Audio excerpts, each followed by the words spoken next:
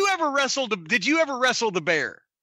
Yes, quite a few times. Yeah. As a matter of fact, I wrestled one of the first couple matches I wrestled up in West Virginia. They had a bear, but they didn't wrestle him. But years later, Tuffy Truesdale had a bear that went around, and Nick Adams used to bring the bear around. Right? Nick Adams had Gentleman Ben, right? Yeah. Well, we were up in Kentucky, and Dale Mann brought the bear in to wrestle.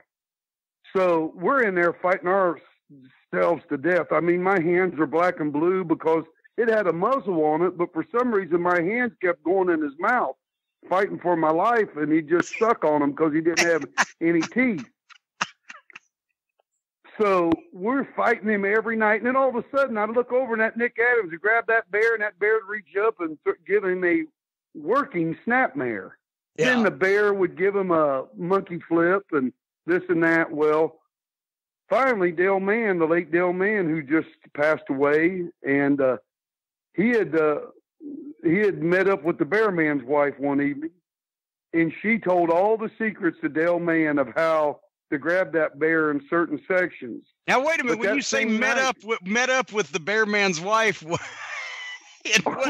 you mean sort of like Mary and the orangutan met up? Yeah. But it was like in Glasgow, Kentucky. It's almost like it was yesterday, and we were staying in one of them hotels back in. It was like a motor inn where it was all on 1 or 2 levels, and they had a little diner in there. You remember, those types. Well, I'll never forget. We was in there that night, and Nick Adams had a pistol, and me and Joe Cagle and Mike Dupree, he came in. He said, "I'm looking for my wife." And he had a pistol on him, right? And this was the night the secrets were found out. So we knew what room Dale Mann was in. We called him, said, "Dale, you better watch it." Said, "We don't know if his wife's in that room with you or not, spilling her guts out, telling them secrets. But he's got a pistol, and here's what he did. We caught him. You know how like there'll be a small little ledge, like it was 1 level in the front, but 2 levels in the back? Yes. Because the way the hill went. Yeah. That bear man was crawling on that ledge with that pistol in his hand, looking through windows as he Did he ever find Dale Mann? No, Dale Mann lived till just about 2 or 3 months ago. And Dale Mann came out and told us everything he found out about Nick Adams' wife then. I didn't mean to tell all that internationally, but just to tell the story that not unlike these independent wrestlers today. Just make this a domestic podcast. We don't want to tell this international. Hey, can we have an inter-county, maybe just King, North Carolina or something? And ask county, can you? So now, let me ask you this. Now, Bob Eaton told me this, and I want to know if this is true from another veteran bear wrestler, that if the bear was being stiff with you, you got stiff with the bear, that he would lighten up like it. Because he said one time the bear was just taking that muzzle and just hitting him in the ribs, and bam, like a muzzle butt, right? Boom, boom. Yeah. And he said he just drew back and punched the bear in between the eyes as hard as he possibly could, and the bear didn't sell it, but he just looked at him and kind of loosened up on the lockup. Yeah, because he was. Well, see, now that bear was Rip Tyler's bear that Bobby wrestled, no doubt, with Nick Gould. Yeah.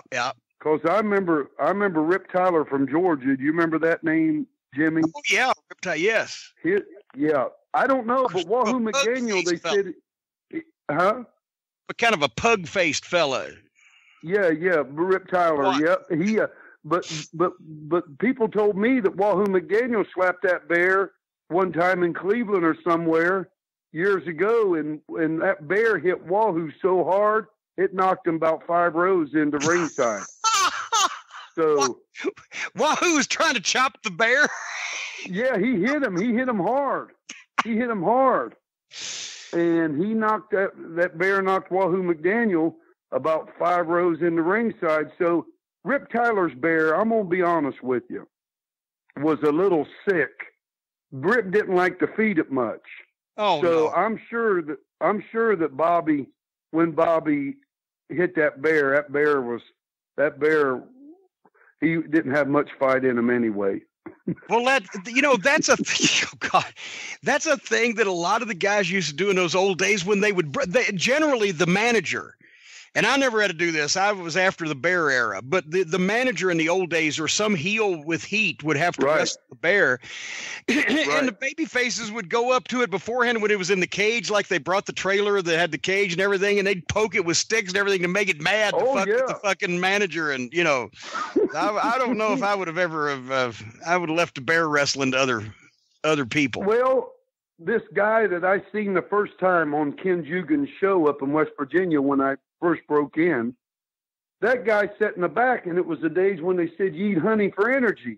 Well, he just broke into business. He's back there eating honey, and he's getting ready to wrestle a bear. And I thought, now why in the world would you do that? Then he complained afterwards, what bear was trying to eat me alive? They brought the Christmas week was the big week for the bear in Tennessee territory, right? And they brought the bear in one Christmas when my Aunt Lola was down visiting us. And she went to the matches with us because we had an extra seat at ringside where one of the regular people was out of town. Anyway, we didn't tell her about I didn't tell her about the bear, right? I had the card there in my notebook as before I started taking pictures, but I'm on the front row in my notebook and everything. And she's talking to my mom, and all of a sudden, here comes Nick Adams and Gentleman Ben down the aisle. He's leading Gentleman Ben by that chain. And yes, sir. When my aunt turned around and saw that bear coming down the aisle, she got up and took off, and we had to run after her. They get the bear in the ring, and we got her to come back and sit down on her seat. And in those days in Kentucky, every place they didn't have to do this, but in Kentucky, you had to wind chicken wire around the ring. It had to be some kind of cage protecting, right? Really? Sometimes, in Kentucky, but sometimes they just had the bear in the ring, and that was it, right? So anyway, they had wound the chicken wire around, right? And they started having the matches with Jimmy Kent, the bounty hunter's manager, right? And apparently that bear was. I've understood that sometimes the bear, when it's the wrong time of the month or when they're supposed to be hibernating or whatever the case may be, they get grumpy. So that bear in the middle of all the routine, and Jimmy Kent's taking the snap mare and everything, and he gets bear pawed and flies into the corner and all that stuff. He must have met Nick's wife. Well, there you go. The bear all of a sudden got pissed and kind of stood up on its hind legs and reared over on the chicken wire over the ropes and looked like it was coming over the top rope. And we looked around. It looked like it was going to come over, but it didn't. But it bowed that chicken wire down, sort of like the cage matches they had in Tennessee at the time where they'd use chicken wire, and the guys just take a bump and it just bend in half. We looked over, and my Aunt Lola was all the way out of ringside running, and the guy sitting next to her in the seat was running right behind her. And they got the match finished, and then the bear drank the Coke, sat up on his hind legs and drank the Coke out of the bottle and did all the stuff the kids like, and then Aunt Lola came back. I wanted to have the bear in Smoky Mountain as a mystery partner. Right.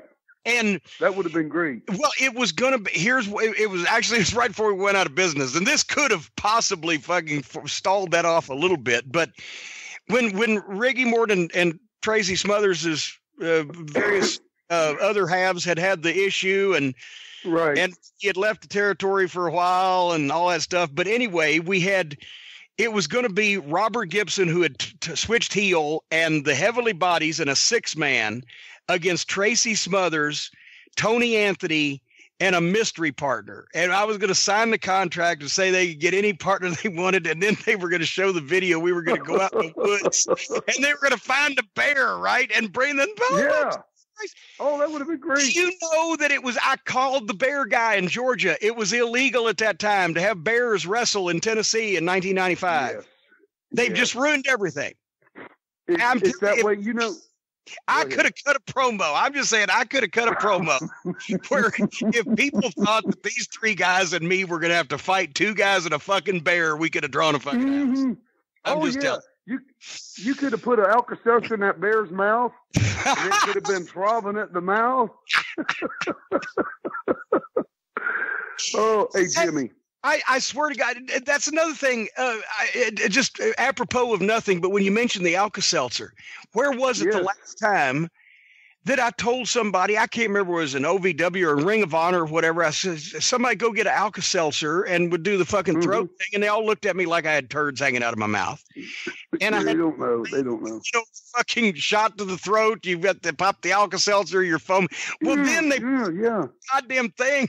And it looked like a goddamn fire extinguisher. It just and they don't know how to break the bottles and things and such anymore.